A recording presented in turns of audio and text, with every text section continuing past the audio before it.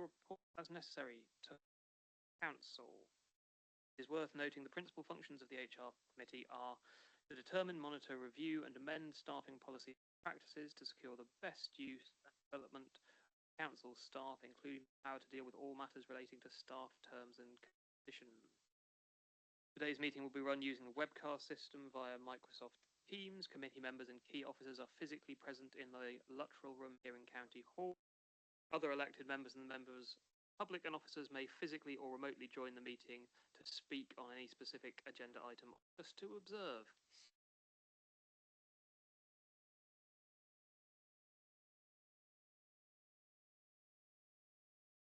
Yeah, maybe just mute.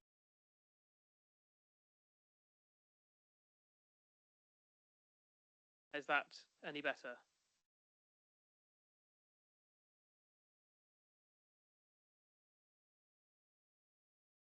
It is. Excellent. The agenda pack for this meeting is available via mod.gov or directly via the Council's website from the link which has been sent out to members. When you are invited to speak, please could you speak clearly into the microphone, as I failed to do just now, and state who you are for the benefit of anybody who is listening to the public meeting so that they can identify who is speaking. Please remember to turn off microphones and cameras when not speaking. There is a facility on MS Teams under the ellipsis button called Turn on Live Captions, which provides subtitles on the screen. Please be advised that the meeting is being audio-video recorded. As the agendas are now viewed electronically, could I kindly request that members and officers refer to page numbers from the published agenda pack to assist all present in finding the appropriate information. Finally, there are no planned fire drills today, as we've already had one this morning. In the event of a fire alarm, please allow the fire exit signs, please follow the fire exit signs and congregate in the car park. If anybody present might need assistance in exiting the building, then please let one of the Democratic Services team know. Right. Okay, item 1 on our agenda is apologies for absence. We have apologies from Councillors Sarah Wakefield and Councillor Tony Robbins. Councillor Robbins is joining us online. Any other apologies I'm not aware of? I don't think so. At this point, I will also welcome Councillor Tony Grimes, as I think this is your first meeting as a member of our committee. So welcome, Tony. Good to have you on board. Right. Item 2 is the minutes from the previous meeting held on the 13th of January 2025. Does anyone have any corrections to the minutes? No? In which case, do I have a proposer for those minutes? Proposed by Councillor Emily Pearlston, seconded by Councillor Andy Kendall. All those in favour? Any against? Abstentions? Those are very clearly adopted as the minutes. Thank you very much. That brings us to item 3 on the agenda, which is declarations of interest. Does anyone have any declarations of interest? No. Item 4 is public question time. Do we have any members of the public wishing to ask questions? No. No, we have no members of the public wishing to ask questions or present. Which brings us to item 5, the pay policy statement for 2025-26. And I will invite Cherry Russell, who is the Strategic Manager, HR Business Partner, to introduce the report. Thank you. Can I just check if everyone can hear me? Yep.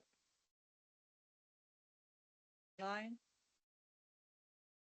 Yep. Okay. Yes. Good afternoon. So I'm presenting the report of the pay policy statement this afternoon. This is a legal requirement that we have to publish the pay policy statement annually on the 1st of April each year for the policy to be effective for the year ahead. So this policy relates to the 2025-2026 financial year. We've got a current pay policy statement, and the amendments that relate to the changes to be effective from the 1st of April 2025 are bulleted in the executive summary as follows. So changes in line with the corporate leadership restructure. So this relates to certain jobs in the senior leadership team that have either been amended, removed or added. And this is in section 2 of the pay policy statement. So this is a factual representation of the new leadership structure. Additionally, clarification on the legal definitions of chief officers to include deputy chief officers, and this is outlined under section 3 of the pay policy. Deputy chief officers and other chief officers have a legal definition, and so we just have clarified that. And we have made reference to the deputy chief officer under section 4.3 and section 12 of the pay policy statement for clarity. We've also updated a legal reference under section 6, the pay data. This was just an incorrect reference to an old legislation date, so the date has been corrected. This is a factual correction. So we've updated the salary pay data following the 24-25 pay award, and that's confirmed under section 7, 8 and 9. And then additionally, we've clarified some exceptions to the professional subscriptions, which is outlined in paragraph 10.4 of the pay policy statement. And this is just making reference to no professional subscriptions are paid, with the exception of lawyers and where we have employee retention cases that are approved by the Director of HR and OD. And there's an acknowledgement in this report that there will be the need for in-year amendments once the 25-26 pay award has been agreed. So the recommendations to the committee are to have consideration to Appendix A, which is the pay policy statement, and this policy statement would be effective from the 1st of April. And it's recommended that this is submitted to full council for approval. This is a legal requirement. And for this committee to note that the pay policy statement will require in-year amendments. In terms of background, just to clarify, there are a number of legislation and regulations that relate to the pay policy statement, and that's outlined in the background of the report. In terms of consultation, we have shared the proposed amendments with the recognised trade unions, and there were no feedback received. In terms of the pay award, our recognised trade unions are aware of all the negotiations that happen nationally and the impact that that has on our local pay and grading. But the 2025-2026 pay awards have not yet been agreed nationally. So I open up to questions if there are any comments or questions that you would like to ask at this time. Thank you very much, Cherry. Do we have any questions? Yes, Councillor Purbrick.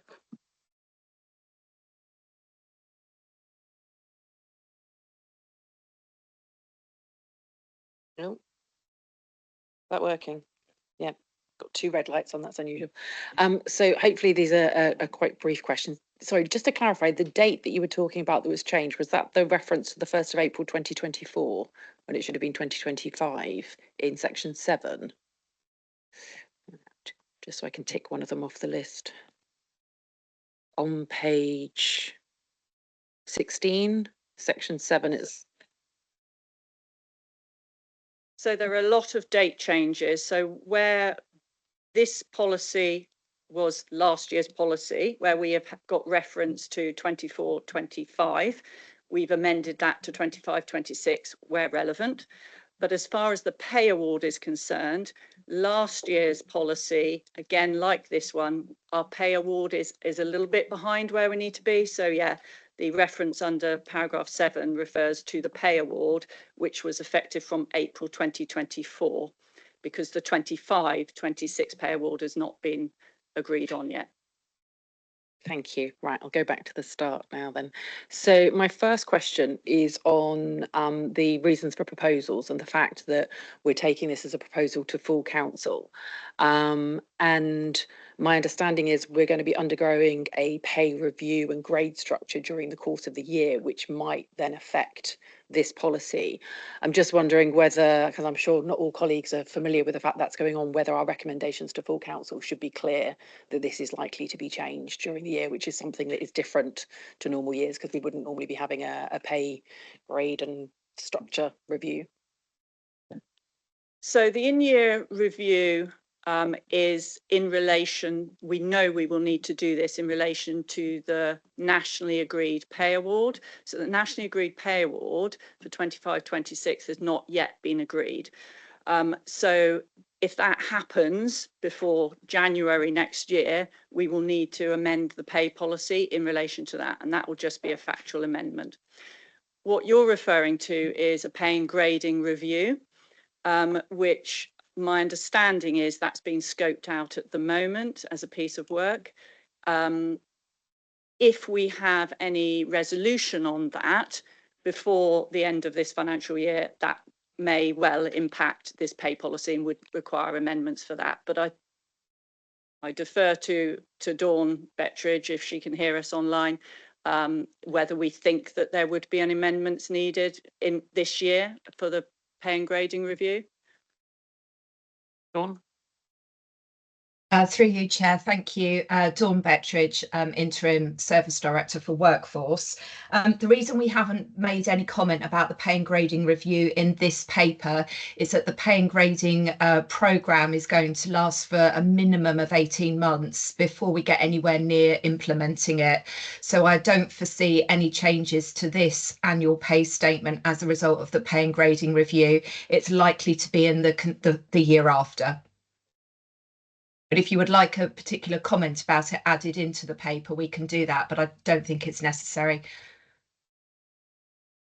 Yeah, no, totally. If it's not going to happen until the next one, but just to keep in mind to have it there for next year, because I just think otherwise it confuses people why we're bringing things backwards and forwards. Sorry, I made my notes a few days ago. I'm trying to refresh my memory. So also under the recommendations under 6.1 on page 11, it talks about rigorous governance of pay and reasonable flexibility for managers to manage. I just wanted to check that members were comfortable that the level of flexibility balanced with rigour is appropriate for the financial emergency that we're currently going through, and that we're happy that there is that balance moving forward to make sure that we are being as rigorous as we need to with the financial emergency, but as flexible as the business needs to manage day to day, which is obviously the officer's responsibility.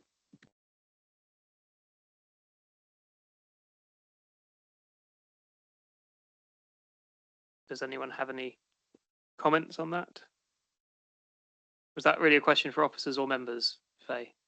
I suppose it was a question for members, whether you're happy that you've got the rigour, because obviously at this point, once we pass a policy, it's then up to the officers to run the organisation for us. So just making sure that everybody's comfortable with the level of rigour versus flexibility.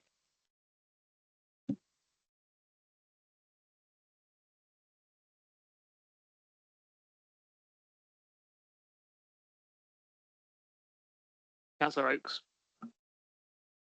Yes.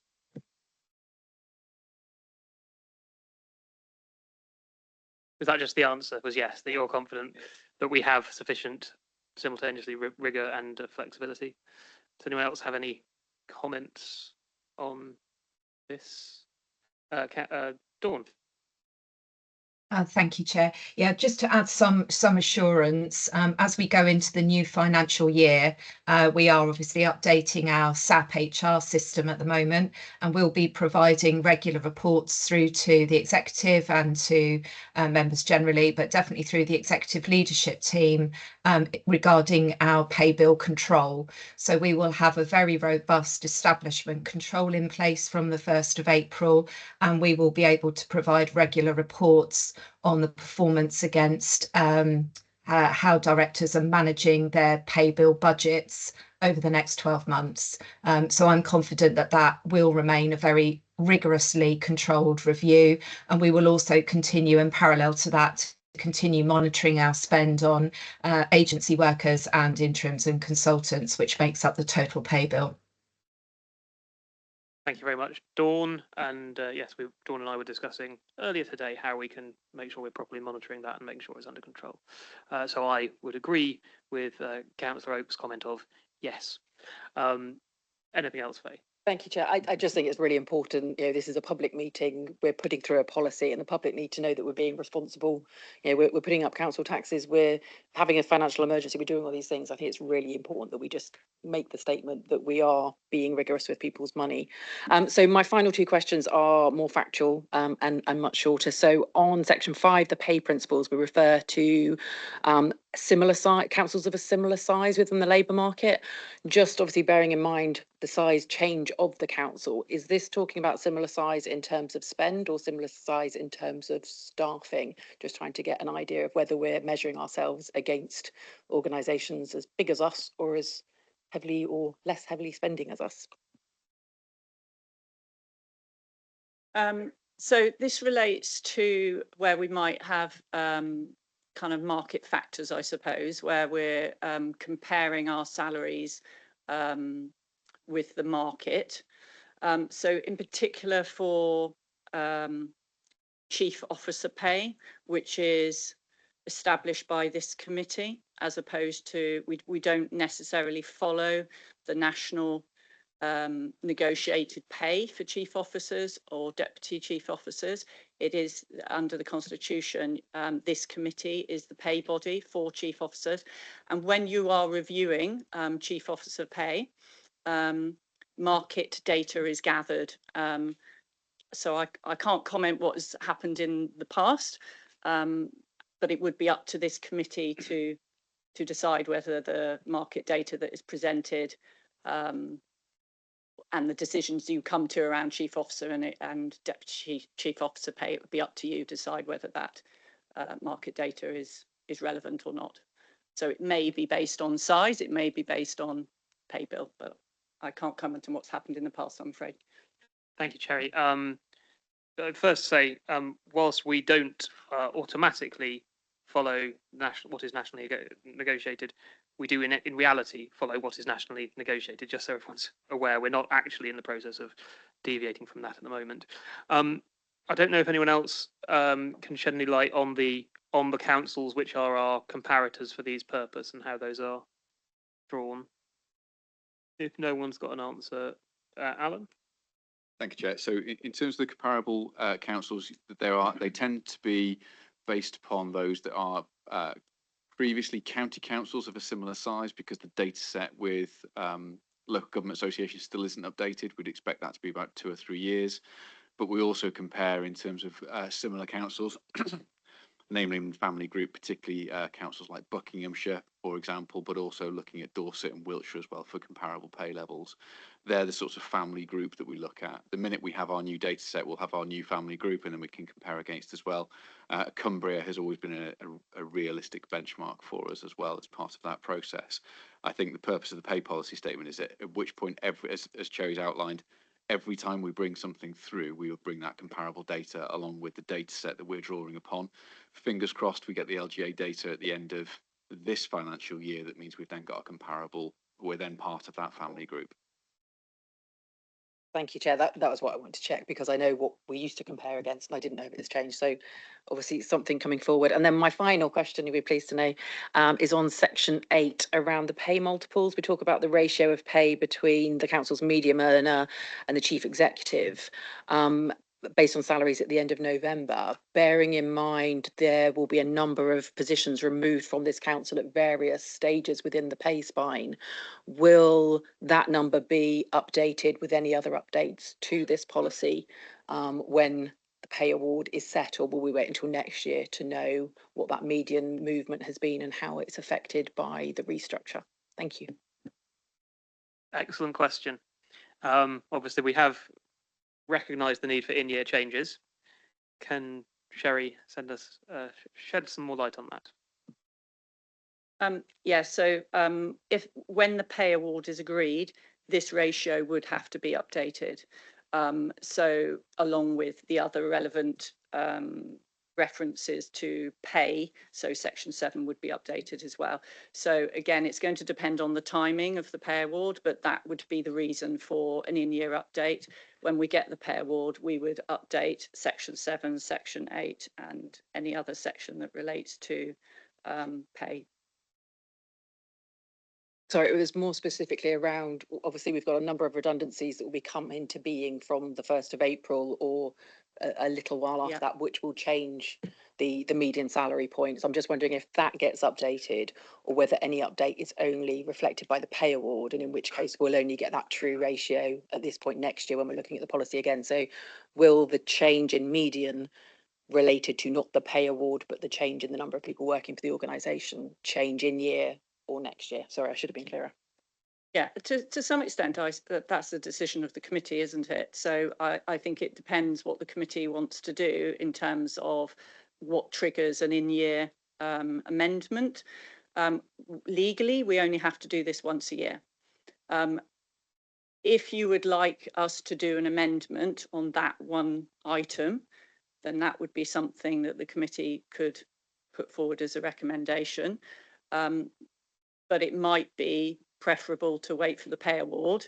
And then if we're doing an in-year amendment for that, we would make that change at that point. If, like this year, we don't get the pay award sorted out until November, it's likely, you're right, that this would then be picked up at this time next year.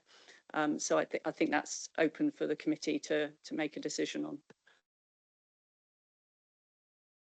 I think for me, the point of transparency of that median earning and the ratio is really important. And I think for an organisation that's changing its headcount quite considerably, if the pay award comes through in August, September, like it normally does, then doing both at the same time would seem sensible. But it seems strange if the numbers are changing so much in April/May to not be talking about it again until January or February. So I would certainly like to see it come back to the committee and to the council to get an idea of what that number looks like for the council, because I think we need to be really careful in what our pay structure looks like to the public and to our employees. Thanks. Okay, I'm happy for us to look at an opportunity to do that, and whether that's through a formal update to the pay policy statement or some other mechanism. I think there are things that we could consider to do that, because I think you've touched upon a really important point about the restructure and its implications, and I think we need to make sure we're reporting fully on what those mean. So we'll look to pick that up one way or another, if that's okay. And then I've got Councillor Redmond. Thank you for bringing me in now, because it follows on from previous speaker. It relates specifically to items 7 and 8, which is the lowest paid employee and the pay multipliers. Again, specifically, there's always been the reason or previously that always we published the difference and show is that we're looking to close the gap between our lowest paid employee and our chief executive. Presenting the data like this that isn't helpful by seeing whether the gap is closing or being made wider. So if we're going to bring a report back, I would perhaps like to be able to see information on previous history, the direction of travel in relation to the gap. It's important that we show our lowest paid employees that we are striving to close that gap, and without comparative data, we're unable to do that. So my suggestion was going to be, if we're going to have a report come back, that we include that, or even if we're able to add that information to this report before it goes to full council.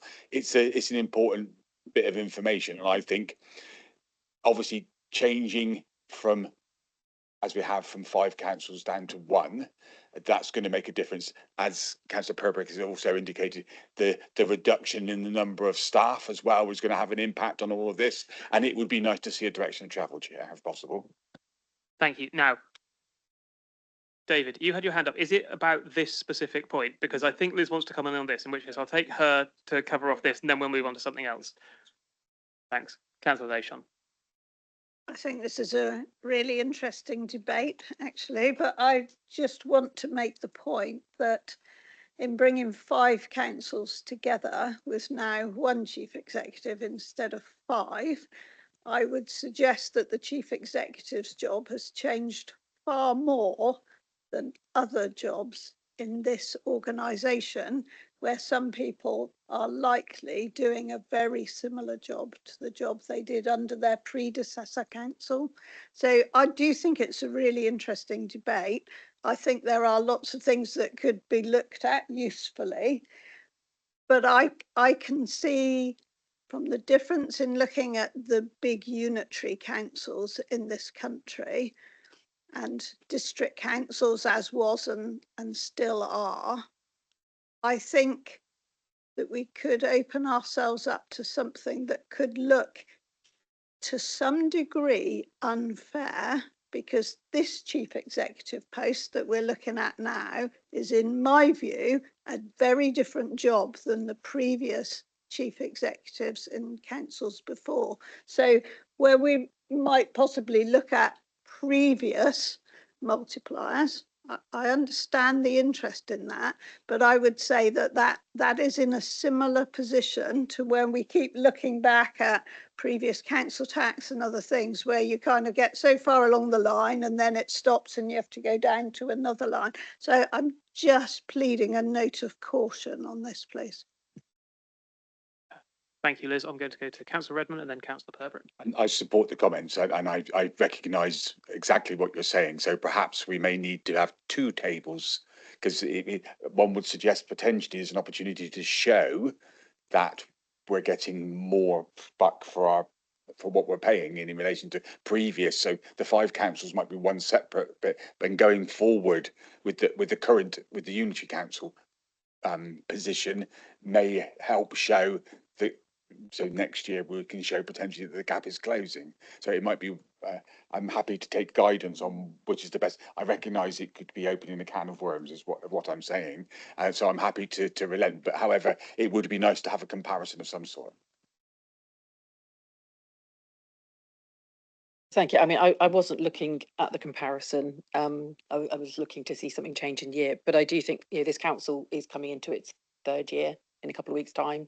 So we could quite easily compare 3 years of this council if we don't want to be comparing apples with bananas, which might be a sensible approach. But I do think that we just need to make sure that we're keeping that point in mind, and that the data that is out there for the public to see and for our employees to see is actually accurate and timely. Thank you. Okay, thank you very much. I think we'll seek to incorporate something in the recommendations around how we can. Chair, sorry, Bryce, I'm strategic manager at HR practice. Just one additional point on that that I think you just need to be mindful of is, obviously we've brought 5 authorities together, and we still have 5 authorities pay scales and pay bills, and that will continue for some significant time. So that's going to throw the figures as well. Thanks for that. Sorry. And thanks for the contributions, everyone. I think I'll try and incorporate something into recommendations if I can work out something to reflect the fact that we want to see more use of comparisons and the direction of travel, so that we can sort of monitor how things are moving on. Cherry. Yeah, and just a note there, just for your knowledge, last year that ratio was 1 to 6.55. So it is minimal, but it has changed a little bit.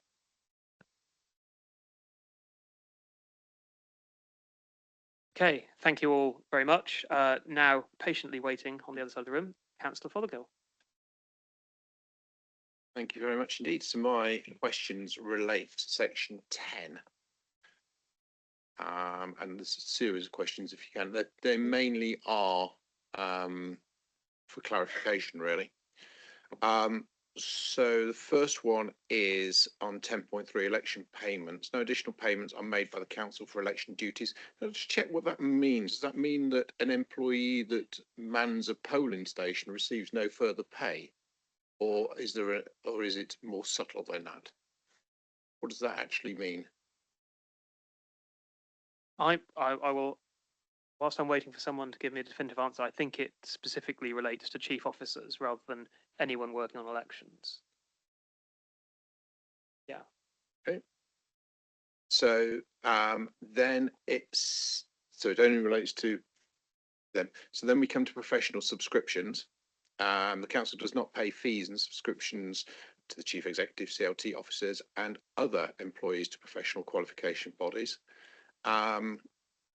So does that apply to all staff? Or again, is it a very narrow band? Because all other employees suggest that it's everyone in the organisation. My understanding is, unless someone's going to correct me, that that's all staff apart from lawyers. And is that a change? No. Sorry. I perhaps can just clarify that because there are some TUPE protection arrangements in place. So there are some professional subscriptions that are paid for some staff in some of the legacy councils because they were contractual entitlements and they continue to be paid. Thank you. So just for clarification, it applies to lawyers. So we're saying that we don't pay any professional body subscriptions for social workers or HR professionals. None of those receive that. Is that correct? That is correct, apart from the exceptions that Sari has mentioned. Okay, that's fine. Then my last question is that fees and subscriptions payable to the chief executive, etc., to associations that are inter-council networking organisations. Wouldn't you just sort of define for me what that inter-council networking organisation might be? Alan Jones. A really good example would be the local government association. Okay, but you don't pay individual subscriptions to that. We don't pay individual subscriptions. We pay a council subscription associated with it. But that's not paid to the individual. No. Okay. I'm just wondering, individuals don't subscribe to the LGA or the CCN. It's an organisation-based professional body. So why? I'm just trying to understand why that's in. Because I can't imagine an example where any employee is going to pay a subscription to the LGA or the CCN or DCN. So what organisations is actually trying to identify?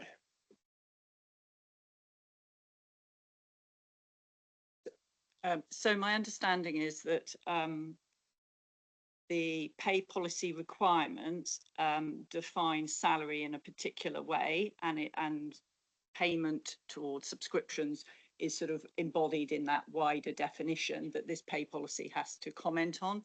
And there are templates that we use. This is actually something that's been in the pay policy for some time. And so this is something that we can have a look at to review if we think that actually it's not adding any value, but that's something that we could pick up another time. It's just confusing for me. You know, I can understand we're not paying subscriptions to outside bodies, but I can't imagine what subscriptions we would pay for inter-council bodies. Councillor Purbrick. So this was actually one of my questions that I didn't ask. I'm glad David has. And my question is, which might answer all of the questions if we can figure that out, is where is the exception reported? Because it says that decisions can be made by the chief executive, executive director or service director, HR and OD in consultation with executive members, which would suggest there are exceptions.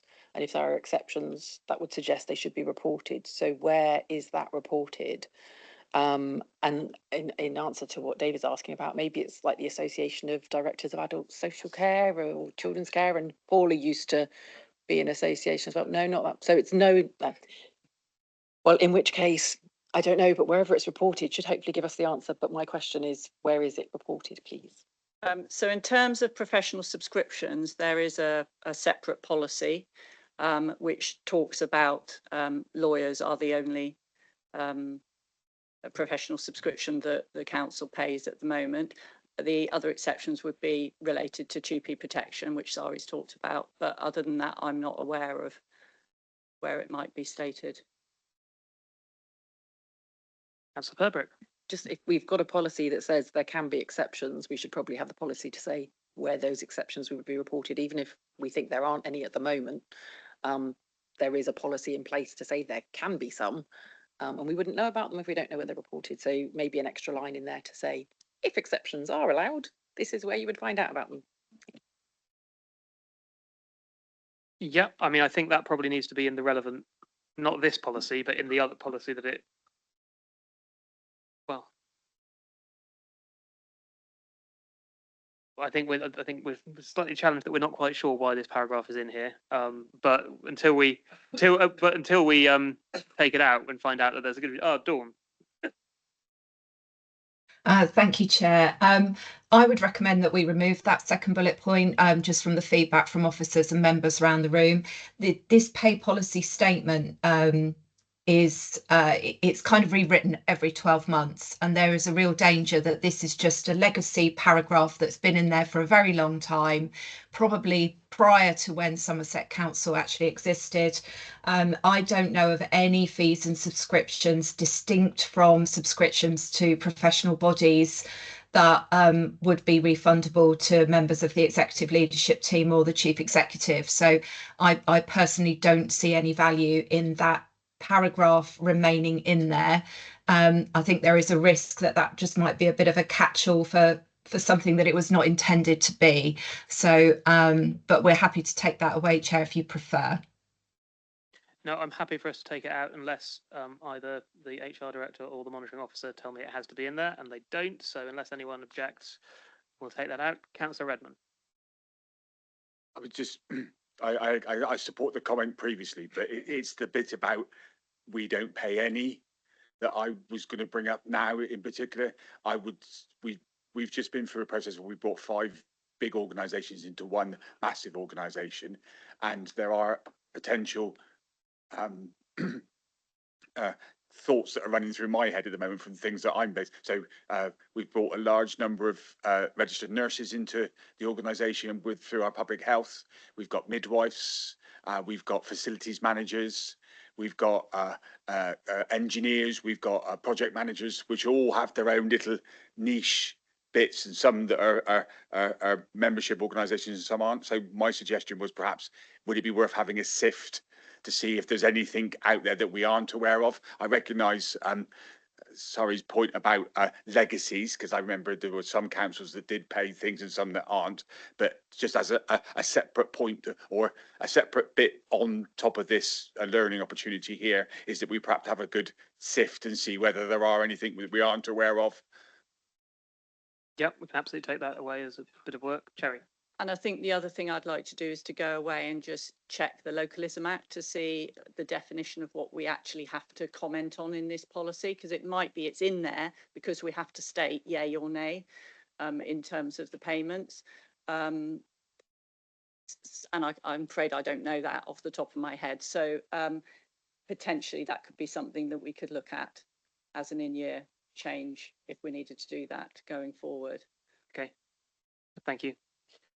Dawn. Thank you, Chair. Yeah, I just wanted to add regarding professional subscriptions. We have done that sift. We have spoken to all service directors about the practice that we've inherited through TUPE, or practices that we may have inherited where exceptions have been made for retention purposes for certain individuals, where we've looked to maybe counter an offer elsewhere to retain hard to fill sort of skill and talent in the organisation. What I would say is that professional subscriptions will be reviewed as part of the total reward strategy. I think you've already mentioned earlier in this meeting that we will be looking to do a pay and grading review over the next couple of years, but that needs to be part of a bigger total reward review where we look at everything that is financial reward, non-financial reward and recognition, and be very clear about what our offer is as an employer to our staff going forward. So the professional subscriptions will be swept up in the scope of that review. Thank you, Dawn. Sorry, David, did I cut you off? Did you have another question that I forgot to call you back in for? I was just pleased to hear. I was just nodding my head there from Dawn. I think that's a very sensible thing. I think, you know, if it's restricting us from recruiting, I think it's something we need to look at. Absolutely. No, absolutely. Okay, do we have any other comments on the reports in front of us? In which case, we have the recommendations. The recommendations as published are that the members of the HR committee are asked to, one, having considered Appendix A, which is the pay policy statement to this report, and noting that it will have effect from the 1st of April 2025, recommend the Chief Executive submits the pay policy statement for the 2025-26 to full council for approval. And two, note the pay policy statement will require in-year amendments to reflect 2025-26 pay award once agreed. I would add to that we are deleting the second paragraph of 10.4 because we believe it to be unnecessary, and that we will look to incorporate in future versions of the report at the next available opportunity information relating to the direction of travel of between the highest and lowest paid members of staff. Does that cover everything that people were expecting us to make amendments of there? Yep. Good. In which case, I will propose those recommendations as I've just articulated them. Do I have a seconder? Seconded by Councillor Oakes. All those in favour? Any against? I would call for abstentions, but as everyone's voted in favour, that would be pointless. Thank you very much. That concludes our business for today. Have a safe journey home, everyone. Thank you very much for your attendance. Thank you, Chair.